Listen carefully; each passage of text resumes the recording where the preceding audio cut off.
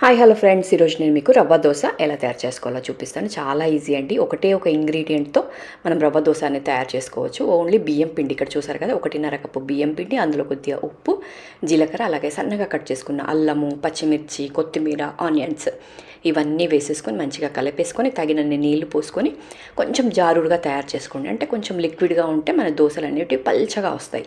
ఇంకో చూసారు కదా, ఈ కన్సిస్టెన్సీలో తయారు చేసుకొని మూత పెట్టుకొని ఒక హాఫ్ అన్ అవర్ అలా మ్యారినేట్ చేసుకుంటే మన దోశ అనేది క్రిస్పీగా చాలా బాగా వస్తుందండి. చూసారు కదా, సో డెఫినెట్గా ట్రై చేయండి రవ్వ దోశ. అలాగే మీకు మసాలా దోశ పిండి కూడా ఎలా తయారు చేసుకోవాలి అనేది నేను వీడియో పెట్టాను.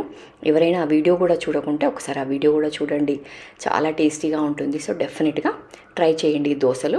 సో చాలా చాలా టేస్టీగా ఉంటాయి. మరిన్ని వీడియోస్ కోసం మీరు ఇంతవరకు నా ఛానల్ని సబ్స్క్రైబ్ చేసుకోకుండా చూస్తూ ఉంటే సో ప్లీజ్ సబ్స్క్రైబ్ చేసుకోండి. ఇలాంటి మంచి మంచి కంటెంట్ ఉన్న వీడియోస్ అస్సలు మిస్ అవ్వకండి. సో తప్పకుండా సబ్స్క్రైబ్ చేసుకోండి, లైక్ చేయండి, షేర్ చేయండి.